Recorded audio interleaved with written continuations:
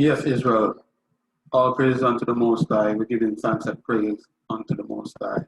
It's another Sabbath again, we're giving thanks, we're giving praises unto the Most High. Thanking Him for just giving us the breath of life, to give us health and strength, and to give us the Holy Spirit to discern and see what's going on in these times. And these times are very exciting times, and at the same time, it can also be times of trouble. Now, the lesson I'm bringing out today is, giving you, this is basically false prophet part 2. Did one earlier, which I did that yesterday. So today I'm doing part 2, and this is to basically show you these people who claim to be righteous and holy, which really and truly they're nothing more than a mob. They're nothing more than gangsters. They're nothing more than seed of Satan himself, right? So I'm not going to keep it too long. I'm going to go straight into it, right? So I want you to bear with me, and actually just stay tuned and watch this video. It's very, very, very, very informative, touching on a lot of things. So, if you didn't catch something, you can stop the video and go back and look at it again, right? And we'll be taking some verses as well from scriptures, right? So let me go straight into it. And this is basically talking about the Jesuits. Jesuits, I can't pronounce it good. I call them Jezebel, but Jesuits are priests from the Catholic Church, right? So this is a rundown of and giving you insight, if you didn't know, to how these people operate and what they are doing, which you might not know because you're thinking, oh, a church man and involved in anything. You'd be surprised. As it states, false prophets. So with no further ado, let's get straight into it.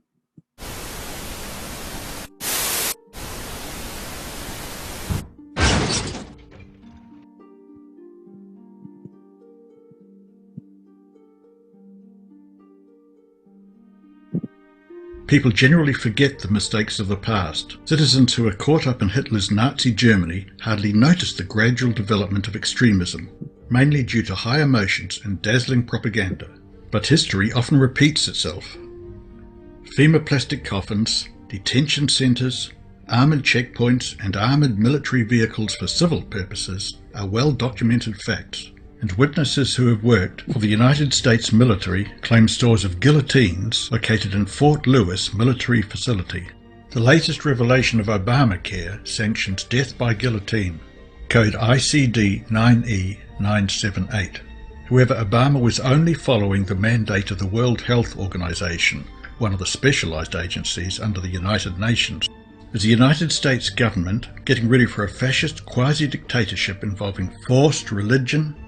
It would not be the first time that fascism and counterfeit Christianity have merged. Fascism and Catholicism have become synonymous throughout history. Recent developments have seen so-called Protestantism clasping hands with the Vatican. Protestantism once meant protesting against the Roman Catholic Church and her doctrine, labeling the Pope as the Antichrist as the Reformers proclaimed during the Reformation. An ex-Jesuit priest, Dr. Alberto Rivera, explains, in America, the Vatican's agents were at work to wipe out the Protestant movement through ecumenism. The secret sign to be given to the Jesuits worldwide when this was accomplished by the Vatican was when a president of the United States took his oath of office facing an obelisk, four-sided pillar that resembled the Washington Monument and the one in St. Peter's Square in the Vatican. For the first time in history, the swearing-in ceremonies were moved to the west front of the Capitol, and President Reagan faced the Washington Monument on January the 20th, 1981. For those who are unfamiliar with the Jesuit order, it was the Catholic answer to counteract the Reformation sparked in 1517. Loyola Ignatius's formula for the formation of the Jesuits was approved by Pope Paul III in 1540. Napoleon Bonaparte had this to say about the Jesuit order. The Jesuits are a military organization, not a religious order. Their chief is the general of an army, not the mere Father Abbot of a monastery. And the aim of this organization is power. Power in its most despotic exercise. Absolute power, universal power, power to control the world by the volition of a single man. Jesuitism is the most absolute of despotisms, and at the same time the greatest and most enormous of abuses. The general of the Jesuits insists on being master, sovereign, over the sovereign. Wherever the Jesuits are admitted, they will be masters, cost what it may. Their society is by nature dictatorial, and therefore it is the irreconcilable enemy of all constituted authority. Every act, every crime, however atrocious, is a meritorious work, if committed for the interest of the society of the Jesuits or by the order of the general. The Vatican has historically used civil powers in past ages as she does today. Kings, dictators, presidents and prime ministers bow and scrape to the most powerful and richest organization on the planet, because it is politically expedient to do so. The Roman Catholic Church is secretly tightening her grip on geopolitics and the autonomy of nations who are secretly serving the Pope. Pope John Paul II and President Reagan worked together, bringing about the collapse of the Soviet Union, with the first blow being the breaking down of the Berlin Wall. After years of the Vatican being accused of being un-American, the United States and the Holy See announced the establishment of diplomatic relations on January the 10th, 1984. Under the Reagan administration, the Senate confirmed William A. Wilson as the first U.S. ambassador to the Holy See. The alliance between the United States and the Vatican benefited both political powers. The Cold War and Marxist atheism made the Vatican and the United States unlikely bed partners. As US presidents are well aware of the authority the Vatican wields, with just over 1.1 billion Catholics spread throughout the world, Jesuit educational facilities also spread and indoctrinate both Catholic and non-Catholic students with Jesuit maxims around the world, shaping the minds of future leaders so the Vatican is truly a force to be reckoned with. Some idea of the real estate and other forms of wealth controlled by the Catholic Church may be gathered by the remark of the New York Catholic Conference, namely that his church probably ranks second only to the United States government in total annual purchase. Another statement, made by a nationally syndicated Catholic priest, is perhaps even more telling. The Catholic Church, he said, must be the biggest corporation in the United States. We have a branch office in every neighborhood. Our assets and real estate holdings must exceed those of Standard Oil, AT&T, and US Steel combined. And our roster of dues-paying members must be second only to the tax rolls of the United States government. Avro Manhattan. The Central Intelligence Agency was the creation of Roman Catholic Knights of Malta member Alan Dulles. In recent years, CIA, NSA directors have been Catholic Jesuit-educated men. Historically, the confessional was the biggest intelligence-gathering machine of the Vatican. But now electronic surveillance has superseded the confessional as the single most effective tool of modern times, giving the edge on business, politics, and religion. A Catholic has first duty to the Pope before loyalty to a king, queen, or country. Perhaps this is why many misgivings are expressed about Roman Catholics holding positions that pertain to national security. Furthermore, we declare, we proclaim, we define that it is absolutely necessary for salvation that every human creature be subject to the Roman Pontiff, Pope Boniface. The Roman Catholic Church has always been savvy, influencing armies to do her bidding because wars cost money. Let's take a look at the leaders that the Vatican has used in the past to achieve her religio-political ends. King Clovis I, who united the barbarian tribes that eventually became the Franks, and then enforced the rule of the Roman Catholic Church during the decline of Rome after Emperor Constantine moved the capital of the Roman Empire to Constantinople. King Charlemagne enforced Catholicism and was then crowned emperor by Pope Leo III at Christmas in 800 AD. King Charles IX ordered the St. Bartholomew's Day massacre of the Huguenots, French Calvinist Protestants, beginning on the 23rd of August 1572 in mostly Catholic Paris. King Philip II of Spain ordered the Spanish Armada to invade Protestant England in 1588. Dr. Alberto Rivera, an ex-Jesuit priest, also gives us information on the rise of Adolf Hitler. Another great Inquisition was about to begin. Instead of wearing Dominican robes, they were wearing Nazi uniforms. Hitler's brown shirts, called the Nazis, back to the Vatican, used the same tactics of Mussolini beating and bullying opposition into submission, including Roman Catholics. Dr. Alberto Rivera. Hitler's book Mein Kampf was ghost-written by Jesuit priest Father Steinfeld. When it became known that Pope Pius XI supported Hitler, the Roman Catholic vote swept Hitler into power in 1933. Jesuit Father Himmler, an uncle of Heinrich Himmler, was a favourite of Jesuit Father General Count Hulk von Lidakowski. The SS organisation had been constituted by Himmler, according to the principles of the Jesuit order. The regulations and spiritual exercises prescribed by Ignatius Loyola were the model Himmler tried to copy exactly. Himmler's title as Supreme Chief of the SS was to be the equivalent of the Jesuit general, and the whole structure was a close imitation of the Catholic Church's hierarchical order. Walter Schellenberg. Munich University was founded with papal approval in 1472 and was previously the University of Ingolstadt. Eventually becoming a stronghold of the Jesuit order, the university also became the centre of the Counter-Reformation. Jesuit Petrus Canisius was the rector of the university. Both Adam Weishaupt, the founder of the Illuminati, and Pope Benedict XVI were educated here. Interesting enough is that Pope Benedict XVI was a member of Hitler Youth. Joseph Mengele was an SS Nazi doctor, who also was educated at the Jesuit-controlled Munich University. Mengele identified himself as a Catholic and assigned himself to Nazi Germany's racial purity project, which reached its climax at Auschwitz. He was called Uncle Mengele by the children whom he handed lollies to. Sadly, they were experimented on a short time later. The inmates who suffered at the hands of Mengele often died from shock and infection. In 1933, communications between the Nazis and the Vatican were welcomed by the Vatican's Secretary of State, Eugenio Cardinal Pacelli, a former papal diplomat to Berlin. During an elaborate ceremony on July the 20th, 1933, a concordant between the Holy See and the German Reich was officially signed and sealed by Vice-Chancellor Franz von Papen and Cardinal Pacelli. Hitler had a dream of a one-world government. Like many other Machiavellian men of past and present times, the Vatican will covertly support anyone whom they think will have a credible chance of unifying the world. Now, Israel, let us stop it right there for a second, right? It states that the Pope or the Catholic Church always align themselves with people which have an agenda to have one world order. Now, if you think about it, this is the situation that we're living in now. We are living in a time where they want this one world order.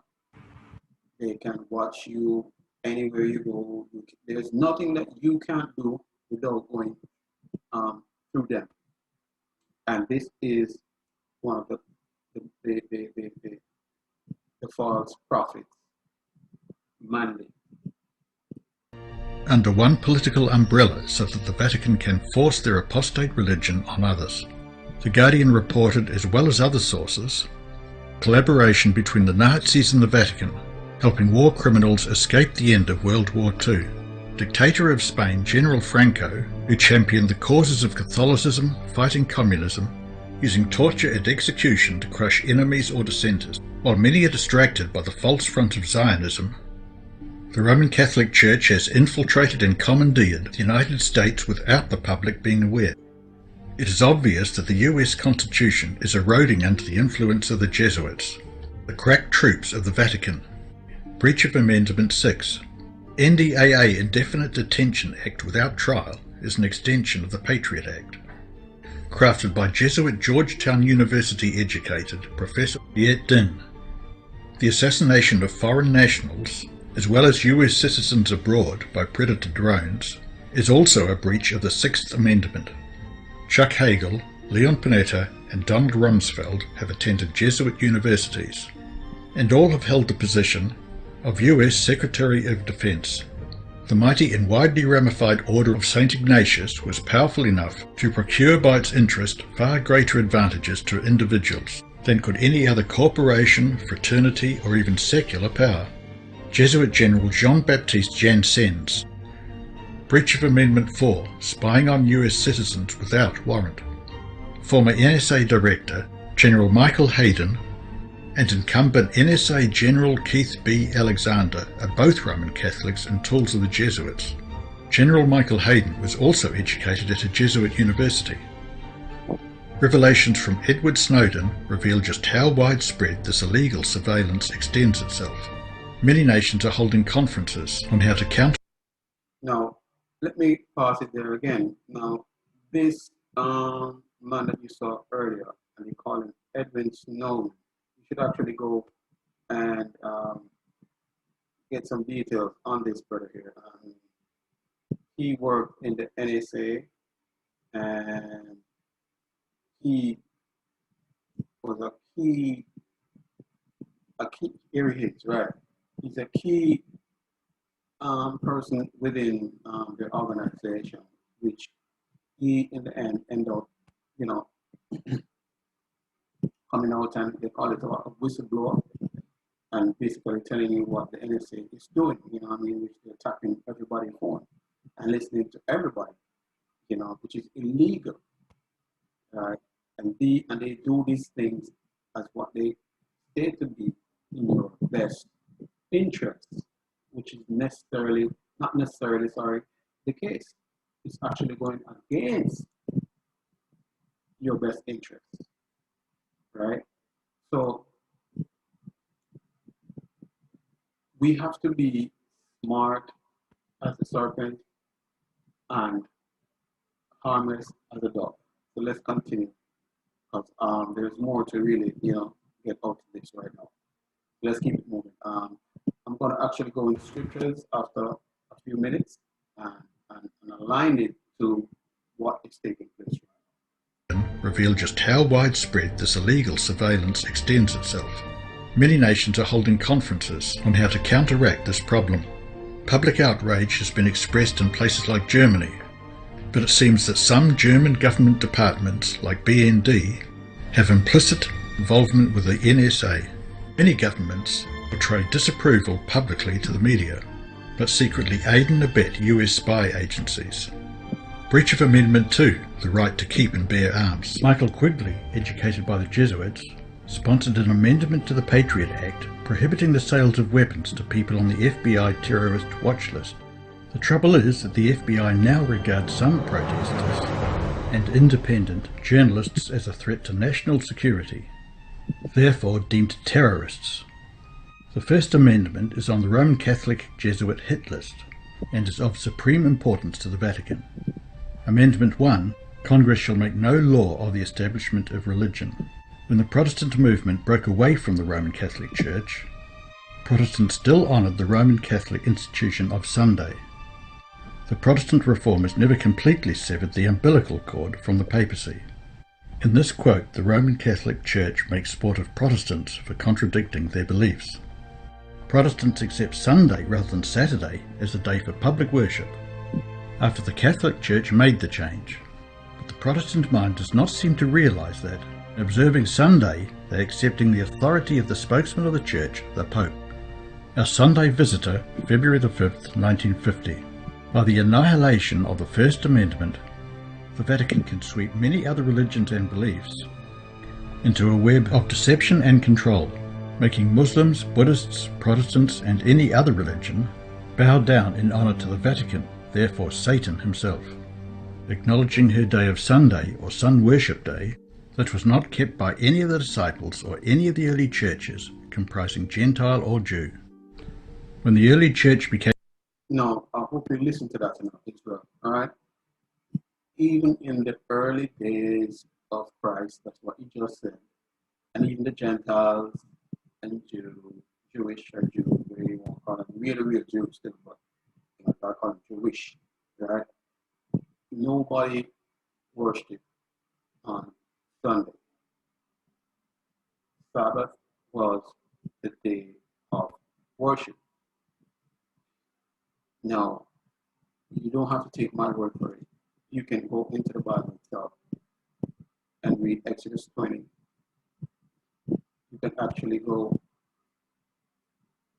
into Genesis. It tells you there's so many parts of the Bible. Isaiah, in Luke. So, I mean, I can go on and on. It clearly states that that day is the day of worship, right? And these guys come up with it, which this was not just knowing, this was like one way before a lot of us were even on earth. That these guys came up with that plan to worship on a Sunday, trying to go against the Most High's will. As I said, they are what? False prophets. Became corrupted by departing from the simplicity of the gospel and accepting heathen rites and customs. She lost the spirit and power of God. And in order to control the consciences of the people, she sought the support of the secular power. The result was the papacy, a church that controlled the power of the state and employed it to further her own ends, especially for the punishment of heresy. In order for the United States to form an image of the beast, the religious power must so control the civil government that the authority of the state will also be employed by the church to accomplish her own ends. The United States government has three branches: executive, legislative, and judicial. The most powerful branch is judicial because they have the power to interpret the law. Even if a law or amendment is unconstitutional, they still reserve the right to make the final decision. The majority of the Supreme Court judges are Roman Catholic, with the other two judges being Jewish. Laws can be written in a sort of ambiguous way, crafted by Jesuit-trained lawmakers, so that Supreme Court judges can interpret them any way that suits the papal agenda. There are hidden, laying dormant in many of the states of America, insidious blueprints for the enforcement of Sunday law, and a gross breach of the First Amendment. Blue laws are used, which refers to laws enacted by the Puritan colonies in the 17th century to prevent recreational or commercial activities on Sunday. And during the 19th century in America, some southern and midwestern states passed laws to protect Sunday as a day of worship both on a state and local level. Penalties for non-religious activities on Sunday targeted Seventh-day Adventists, Jews, and other non-religious people for not attending church, playing cards, baseball, and menial chores. In 1889, A.T. Jones, a Seventh-day Adventist, spoke before a United States Congressional Subcommittee, the topic of the discussion being the Breckinridge Bill, which proposed the compulsion of Sunday observance in Washington, D.C. Jones's testimony helped to defeat this bill, and he became known for his abilities in defense of the bill and knowledge regarding freedom of religion. We can see the Jesuits working covertly through the European Sunday Alliance organization to enforce Sunday as a day of rest in the guise of a secular family day. Before 9/11, it was hard to imagine that a government could enforce such laws as warrantless wiretaps on citizens, detention without charge or trial, or assassination of citizens deemed a threat to national security. Is it that hard to imagine a government now enforcing religious observance by fine, imprisonment, and eventually the death penalty?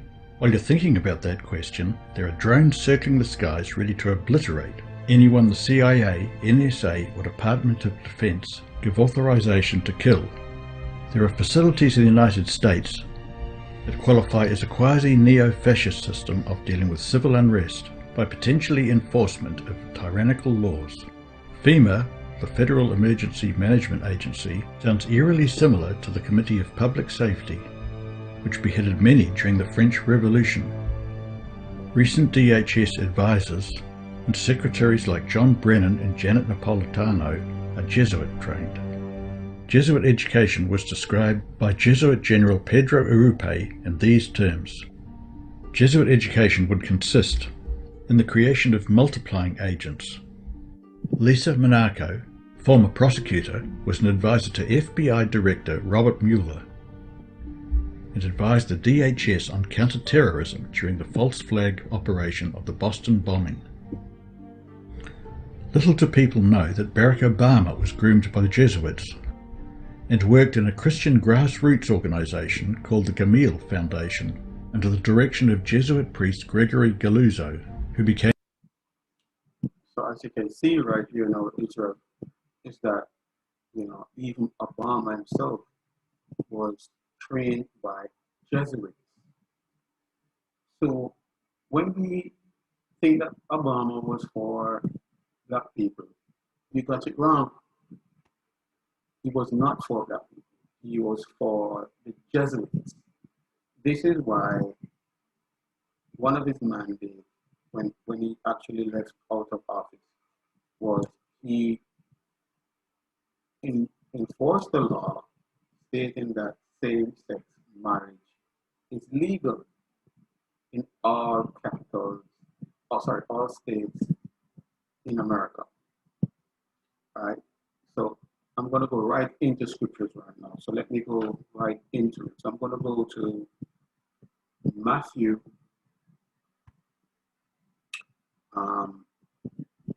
Matthew 7, verse 21.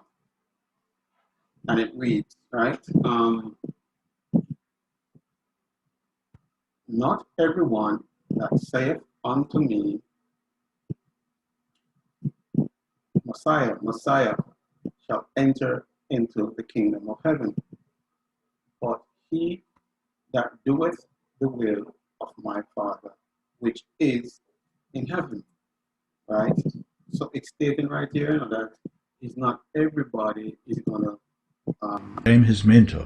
Is gonna get into the kingdom, right? Not because they're saying Messiah, Messiah, or Christ, Christ, right?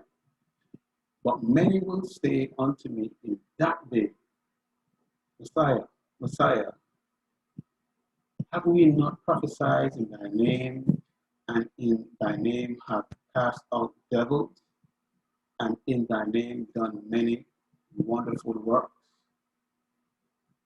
But the Father, what he's going to say to them? And then will I prophesy unto them, I never knew you. Depart from me, he that work iniquity. Right? And this is what these people are doing right now. They are the workers of iniquity. They do not have your best interest at heart. They are about themselves. They think about nothing but power.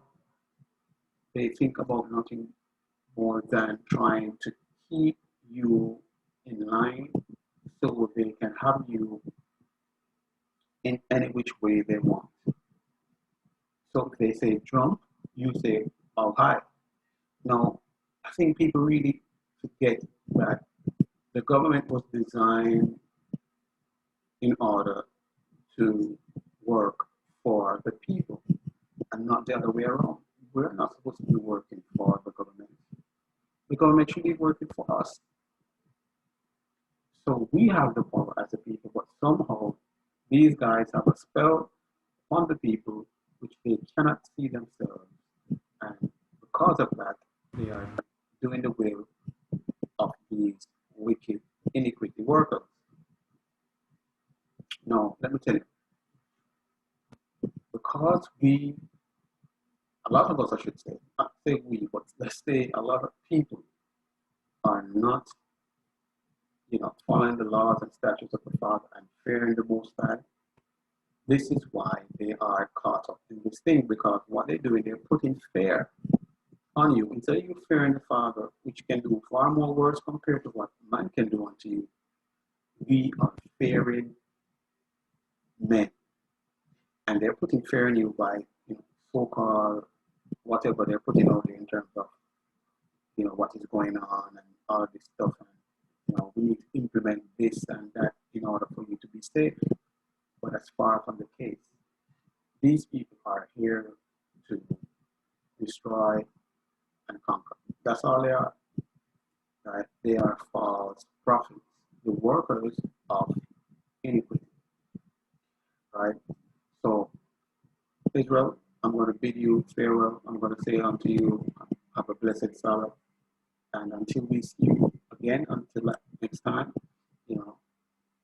have a blessed day and all about showing love and singing praises unto the Most High. Right? So with that, I would say shalom until next time. Farewell and blessed be